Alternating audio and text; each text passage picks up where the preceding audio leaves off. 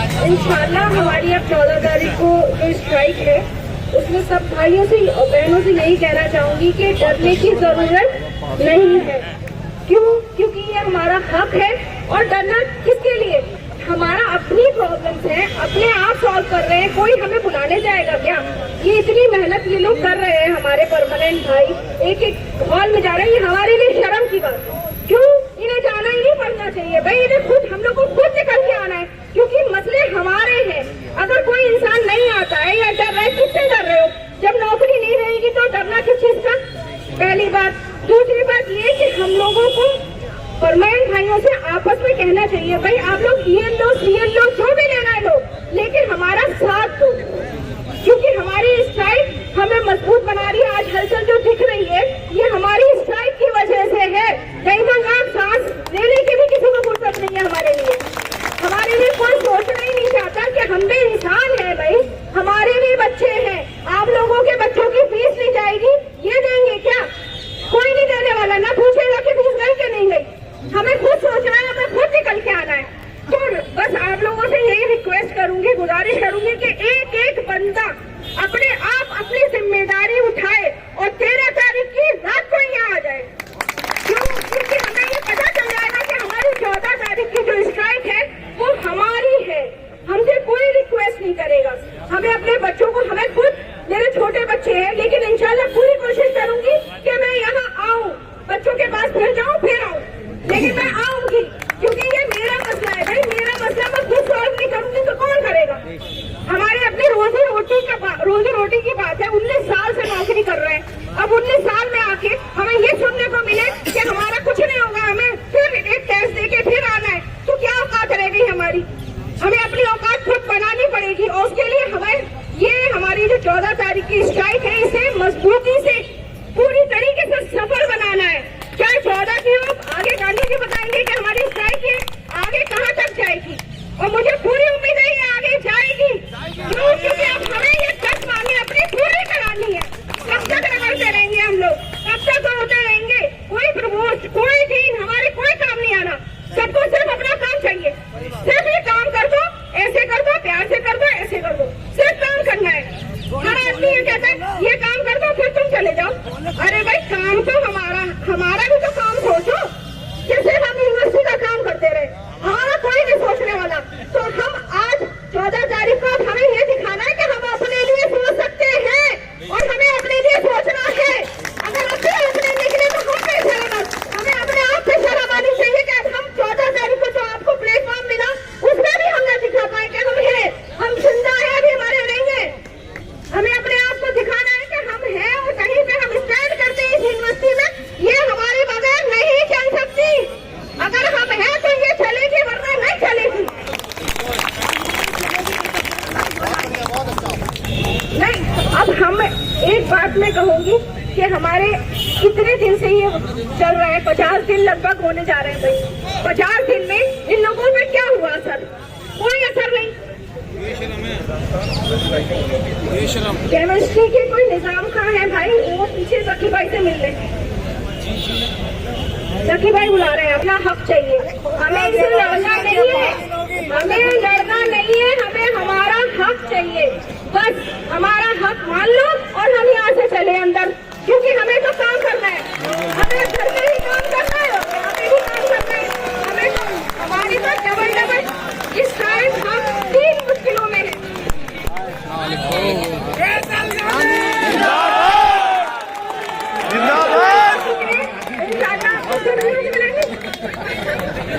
जी साथियों, अस्सलाम वालेकुम वरहमतुल्लाहि वबरकातुहू।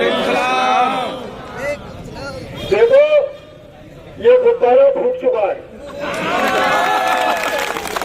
लेकिन स्ट्राइक 14 तारीख की होगी और जो पूर्व घोषित कार्यक्रम है वो वैसी का वैसी रहेगा।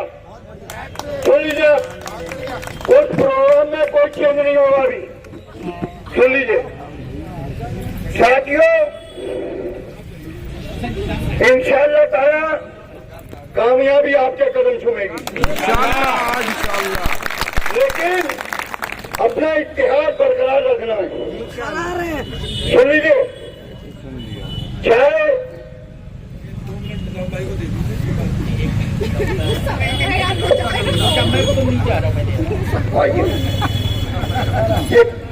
हमारे एक जाने वाले हैं, उन्होंने कविता लिखी है, तो वो कविता सुन लीजिए आप।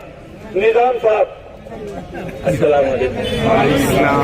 देखिए, मैं बहुत मंचों पे काबिल पाठ पढ़ा है, लेकिन ये सौभाग्य की बात है जो मैं अपने ही आंगन में अपने साथियों के साथ पढ़ रहा हूँ।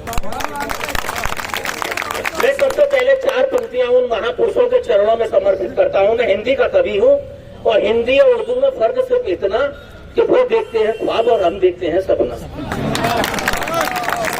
मैं 4 पंक्तियां सर सैयद साहब के चरणों में समर्पित करता हूँ कि 4 पंक्तियां गांधी जी को देता हूँ। हम जितने खुश हैं आज हम उतने उदास हैं।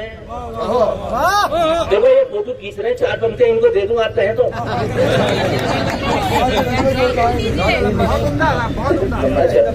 हम जितने खुश हैं आज हम उतने उदास हैं।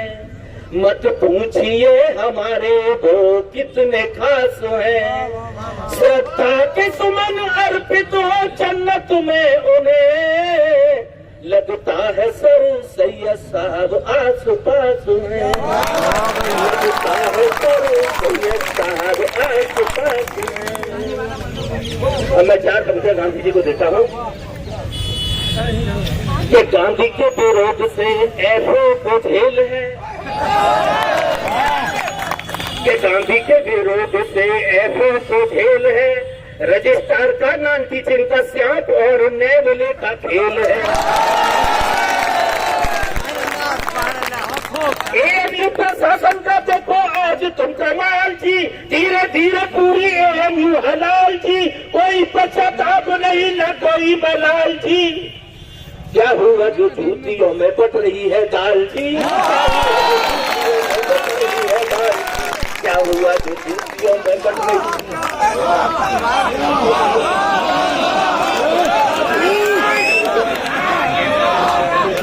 आप ये मत समझना गांधी जी अकेले हैं, इनके साथ एक सुभाष चंद्र बोस भी हैं। देखो उनकी मूछें नहीं गई होंगी, उनके साथ सुभाष चंद्र बोस भी हैं और उनके साथ एक भगत सिंह भी हैं। आप नाम लो समझ जाएंगे। तो मैं सुभाष चंद्र बोस जी का बहुत बहुत धन्यवाद करता हूँ कि वो हमारे साथ किस तरह से कितनी भूमिका के साथ हमारे साथ लड़ रहे हैं। तो गांधी के विरोध में ऐसो को झेल है, गांधी के विरोध से ऐसो को झेल है। रजिस्ट्रार का नाम टीचिंग कर स्याप और नेवले का खेल है।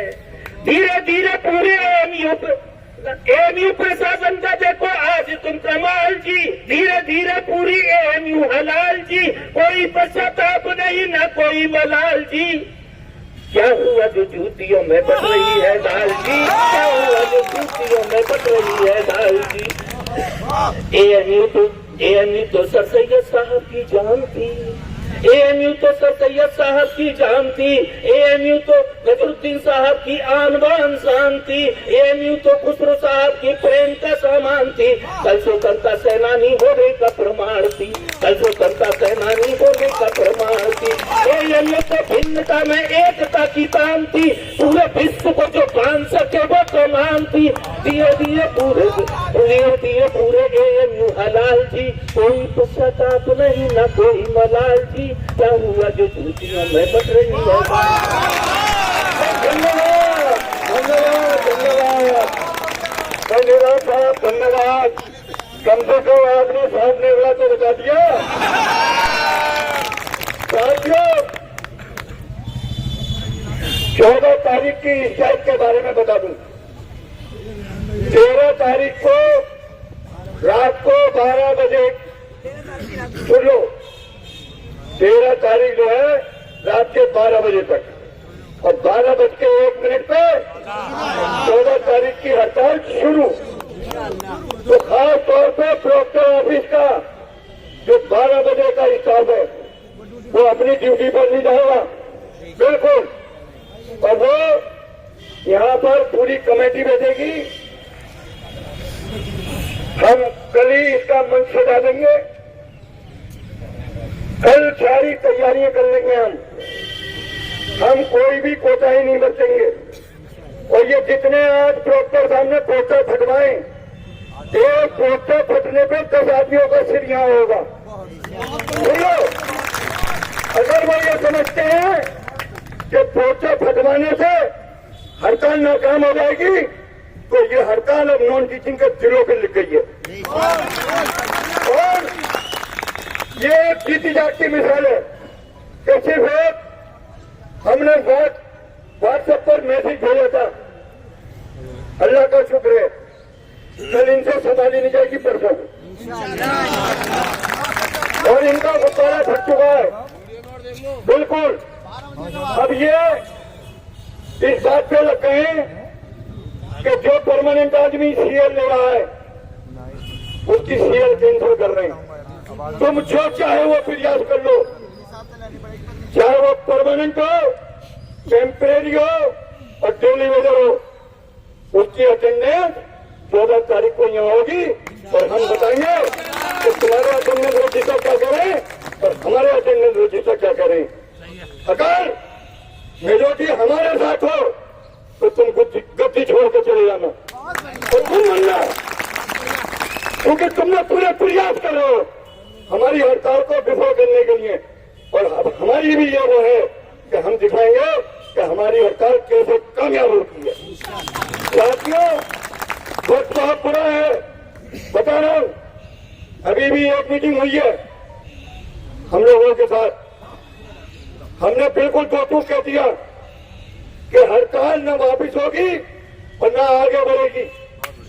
सुन लीजिए, हमें ऑर्डर चाहिए।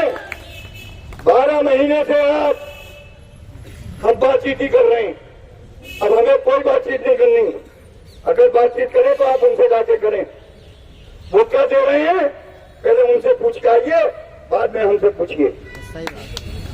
हमने वो मौका दिया है कि पूछ लो, अगर हमारे कर्मचारियों के हक में फैसले होंगे तब भी हड़ताल वापस नहीं होगी। सुन लो, हड़ताल तभी वापस होगी जब आप हमारे आदेश दे दोगे। एजुकेटिव काउंसिल ने जो जो चीजें हमारी पास करी हैं उसके ऑर्डर चाहिए हमें। दूसरी बात, डेली वेजर के अलाउंसेस जो करने की बात है वो एजुकेटिव काउंसिल में आना चाहिए एजेंडा। हाई पावर कमेटी की रिपोर्ट वोट होके आई या नहीं आई, एडवर्स आई या पॉजिटिव आई, हमें स्क्रीनिंग से मतलब है उमा देवी का वन टाइम मेजर होना चाहिए। हम इसके अलावा कोई बात नहीं मानेंगे। और ईसी के मेंबरों ने भी हमने ये आश्वासन दिया है कि जितनी ईसी होगी कट ऑफ डेट अब वह होगी, क्योंकि जितना लंबा तुम खींचोगे उतने ही हमारे आदमी स्क्रीनिंग में बढ़ेंगे। बढ़ाओ, तुम कितना बढ़ाओगे? तुम 24 जून से आज तक तुम बढ़ाए जा रहे हो, हम भी कह रहे हैं बढ़ाओ। जितनी ईसी होगी कट ऑफ डेट अब स्क्रीनिंग कमेटी की वो होगी, क्योंकि उमा देवी कहती है वन टाइम मेजर। तो जिस दिन ईसी पास करेगी उसके मिनट्स अप्रूव होंगे, एब्स्ट्रैक्ट आएगा, तब हम मानेंगे कि हमारी स्क्रीनिंग हो रही है। और स्क्रीनिंग का भी टाइम बाउंड होना चाहिए। मैं ईसी के मेंबरों से ये मांग करूंगा कि टाइम बाउंड मैनर में स्क्रीनिंग होनी चाहिए। ऐसा ना हो कि ईसी पास कर दे, मिनट्स आ जाए और उसके बाद ये फिर 6 महीने और साल भर लगा दें। वो भी टाइम बाउंड मैनर होना चाहिए। तो ईसी का जो फैसला होगा तो 2 महीने के अंदर अंदर हम स्क्रीनिंग कंप्लीट कर लेंगे और जो लोग एलिजिबल होंगे उनके हम कंफर्मेशन कर देंगे टाइम बाउंड मैनर में। साथियों, बिल्कुल घबराने की जरूरत नहीं है किसी बात से। पहले हम पे कार्रवाई होगी और हमें मालूम है ये कितने सीधा रहे। सुनो, ये सिर्फ और सिर्फ भौकाली काट रहे हैं। अगर इन्हें कुछ करना होता तो ये 12 महीने में लगते। 12 मिनट का काम है। हमने अभी भी कहा कि 12 मिनट में काम हो जाएगा, लेकिन आपका रजिस्ट्रार जब वाइस चांसलर की नहीं सुनना, आपकी नहीं सुनना, किसी प्रोफेसर की नहीं सुनना, समय बड़ी बॉडी एजुकेटिव काउंसिल की नहीं सुनना, तो हम कैसे मान लें कि जब एजुकेटिव काउंसिल कोई चीज पास कर देगी तो ये रजिस्ट्रार आपकी बात मान लेगा? इसका एश्योरेंस कौन देगा? कौन देगा?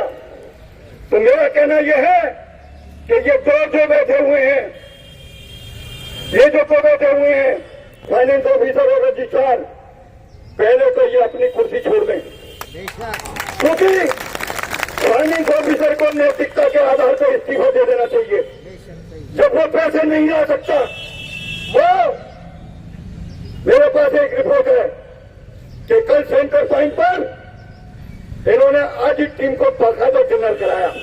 वो किसके पैसे से डिनर कराया बताओ? सेंटर पॉइंट पे जो एजी यूपी की टीम आई है, उसका डिनर किस फंड से हुआ है और क्यों हुआ है? इसलिए हुआ है कि वो आपसे सवाल कर रहे हैं कि ये एडवॉक एम्प्लॉइज का 36 से 31 में कैसे गया, वो कौन सा आदेश है दिखाओ। साथियों, हमने सीएजी को भी लिख दिया है, हमने सीएजी को लिख दिया है, ये यहाँ कुछ भी कर लें, ये अपने एफसी के मिनट बदल दें, ईसी के मिनट बदल दें, लेकिन हमने भी ये बात कह दी है कि हमारे पास भी ड्राफ्ट मिनट्स हैं। अगर बदलोगे तो फिर ये लड़ाई तो लड़ी रहे हैं, हम फिर कोर्ट में भी लड़ाई लड़ेंगे। ये लड़ाई हम ये चाहते हैं कि हम कोर्ट चले जाएं, लेकिन हम बेवकूफ नहीं बनेंगे, हम इनकी नाक में दम कर देंगे, हम इनसे ही कराएंगे। कोर्ट का ऑप्शन हमारे पास, इन्हें जेल भेजने का है, हम ऑप्शन इस्तेमाल करेंगे इनको जेल भेजने के लिए। साथियों, देखो ये बात सुन लेना, जब हमने लड़ाई शुरू करी है तो हम उसका अंजाम भी जानते हैं, लेकिन हमारा रेहान का, जकी का और 5 लोगों का कोई अपना एजेंडा नहीं है। हम आए हैं सिर्फ तुम्हारे लिए, तुम्हारे मुस्तकबिल के लिए, तुम्हारे बच्चों के मुस्तकबिल के लिए। हम यहाँ कुछ भी हो जाए, लेकिन ये पेड़ टिकाएंगे नहीं जब तक हमारी डिमांडें पूरी नहीं होंगी। हम बिल्कुल नहीं जाएंगे, चाहे कोई कितनी आ जाए। साथियों, 14 तारीख की हड़ताल, इन्हें ये बता देना, जैसे कि आज नदीम करीम वालों ने दिखाया। देखो, एक चुपका अगर ठीक नहीं है तो नदीम करीम वालों से सीखो, अल्लामा इकबाल वालों से सीखो, समझे, हाजी हसन अल वालों से सीखो। साथियों, इत्तेहाद में ही जीत है, इंशाअल्लाह ताला कामयाबी आपके कदम चुमेगी। 14 तारीख को कोई कोताही मत बरतना, बिल्कुल भी। अपने घर के काम भी एक दिन पहले निपटा लेना, बिल्कुल। और ये सोच के आना कि आज 24 घंटे हम और कर्मचारियों के लिए, क्योंकि हम भी 13 तारीख को अपने सुबह जब आएंगे तो फिर घर जाएंगे 15 तारीख को। बोलो, हम बिल्कुल घर नहीं जाएंगे। और इंशाअल्लाह ताला जैसे इलेक्शन की ड्यूटी में जाते हो ना, यही सोच रहे ना हमारी इलेक्शन की ड्यूटी लग गई। रजिस्ट्रार साहब से ये तो पूछो कि टेम्परेरी आदमी की जब तुम एम्प्लॉय नहीं मानते तो इलेक्शन में ड्यूटी क्यों लगाते हो? तुम हमारे जीपीएफ क्यों काटते हो? अरे बताओ ना। इनके पास कोई जवाब नहीं है, ये सिर्फ बातों से बेवकूफ बनाना चाहते हैं। तो प्रोफेसर को बना दोगे, हमें नहीं बना पाओगे। सुन लो, मैंने अभी ये बात कही कि जब एजुकेटिव काउंसिल ने, जब सीएफ की सिलेक्शन कमेटी हो गई और एजुकेटिव काउंसिल ने वहां लिफाफे खोल दिए, तो उनके सीएफ के जो प्रमोशन होने थे उसके ऑर्डर क्यों नहीं निकले? रजिस्ट्रार साहब ने उन सारे अपॉइंटमेंटों को मिनिस्ट्री के लिए क्लियरिफिकेशन के लिए भेज दिया। क्यों? जब एजुकेटिव काउंसिल ने उनके सीएफ को मोहर लगा दी, सुप्रीम बॉडी एजुकेटिव काउंसिल जब प्रमोशन पर मोहर लगा रही है, हमें इस पर बिल्कुल यकीन नहीं है। रजिस्ट्रार बिल्कुल किसी हालत में हम उस पर एतबार नहीं कर सकते। क्या कि जब वो एजुकेटिव काउंसिल की नहीं मानना तो वो हमारी तुम्हारी क्या मानेगा?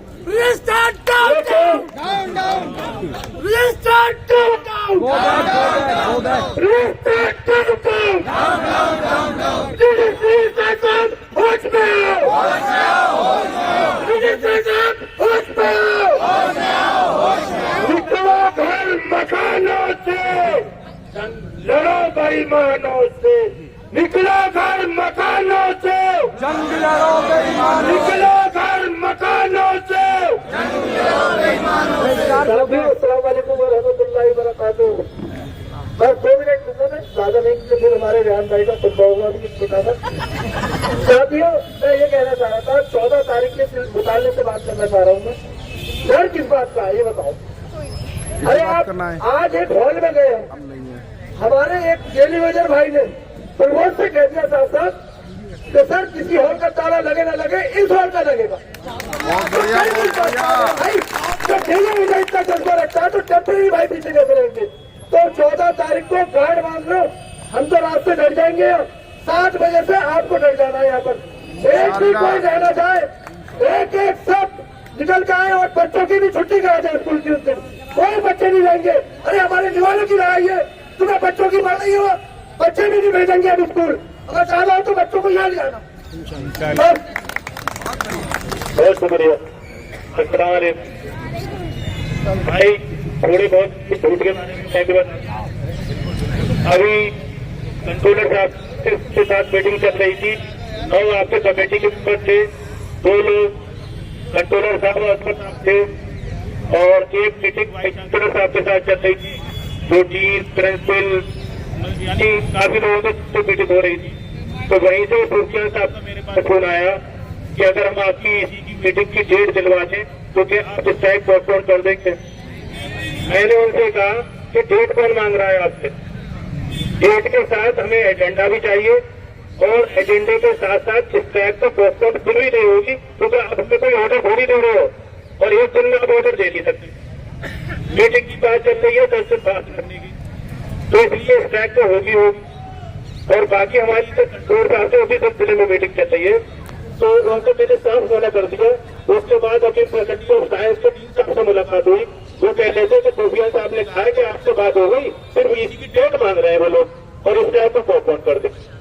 तो आप इन लोगों की ढूंढ देखिए, वो बहुत बड़े मौलाना है, हाफिज भी हैं और इमाम मोहसिन की जो सिलेक्शन कमेटी हुई थी उसमें सबसे बड़ी बेईमानियां उन्होंने ही की थी, जो कि सबको मालूम है। तो ये उन्हें झूठ बोलने में तो उनको कुछ नहीं चाहिए, समझते दूसरे को बातचीत है यहाँ पर। तो इसलिए हमें किसी भी बात पे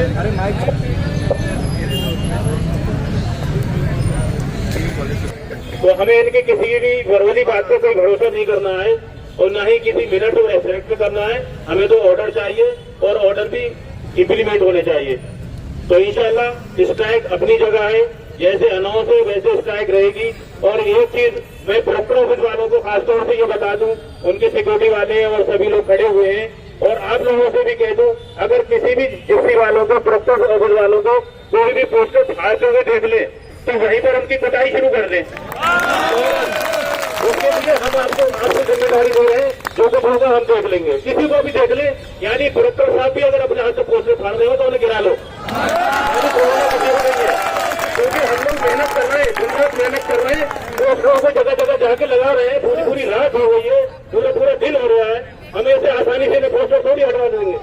आज गेट से फोन पहुंचा कि अंदर से इतना ये आई है कि अंदर जितने पोस्टर लगे हुए हैं वो बाहर गेट वाले, सिक्योरिटी वाले सब जाके हटा दें।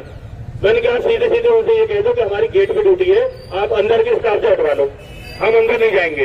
तो आपके गेट के सिक्योरिटी वाला कोई अंदर पोस्टर हटाने नहीं गया। ये रात में जो जिप्सियां घूमती है उससे लोग पोस्टर हटा रहे थे। तो इसलिए आप लोग उन पर ध्यान रखें और इत्तेफाक से आप लोग अगर अकेला हो कोई तो उनका फोटो खींच ले, अगर कुछ ना कर सके तो इंशाल्लाह उन्हें बाद में हम देख लेंगे, ठीक है। आज आपके बीच में शराफत साहब और शाकिर अली साहब जो दोनों गार्डन से हैं, यहाँ सुबह से मुस्तकिल बैठे हुए हैं, कमेटी की तरफ से और आप सभी लोगों की तरफ से इनका बहुत बहुत शुक्रिया।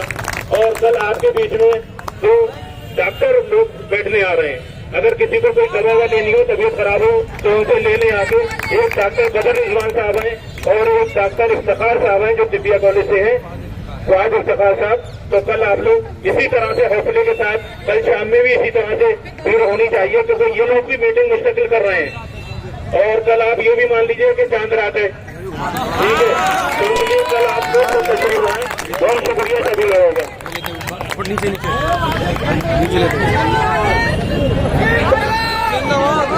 साथियों सुनिए, अरे कंफर्मेशन तो लेके जाना है ना, ले लो, तो क्यों नहीं जाओ।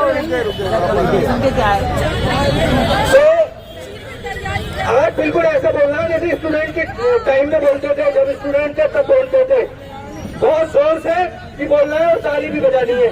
तो हम क्या चाहते हैं? कंफर्मेशन हम क्या चाहते हैं? कंफर्मेशन हम क्या चाहते हैं? कंफर्मेशन हमारा कंफर्मेशन हमारा कंफर्मेशन लेकर रहेंगे, कंफर्मेशन लेकर रहेंगे। कंफर्मेशन क्यों ना दोगे? कंफर्मेशन हम छीन करेंगे, कंफर्मेशन हम छीन करेंगे। कंफर्मेशन गांधी बोले, कंफर्मेशन देवा बोले, कंफर्मेशन काफिया बोले, कंफर्मेशन बंदी बोले, कंफर्मेशन बंदी बोले। कंफर्मेशन हक हमारा कंफर्मेशन लेकर रहेंगे। कंफर्मेशन जोर से बोलो, कंफर्मेशन और जोर से, कंफर्मेशन जोर से। कंफर्मेशन आरन बोलो, कंफर्मेशन एमन बोलो, कंफर्मेशन नाना बोलो, कंफर्मेशन कबीर बोलो, कंफर्मेशन सलमान बोलो, कंफर्मेशन बुल्ला बोलो, कंफर्मेशन आठ बोलो, कंफर्मेशन बैठक बोलो, कंफर्मेशन मेडिकल बोलो, कंफर्मेशन डेंटल बोलो, कंफर्मेशन बंदी बोलो, कंफर्मेशन बंदी बोलो, कंफर्मेशन जोर से बोलो, कंफर्मेशन और जोर से, कंफर्मेशन जोर जोर से, कंफर्मेशन जोर जोर से। कंफर्मेशन नंबर बोलो, कंफर्मेशन नंबर बोलो, कंफर्मेशन अब्बास बोलो, कंफर्मेशन जोर से बोलो, कंफर्मेशन हक हमारा कंफर्मेशन कंफर्मेशन कंफर्मेशन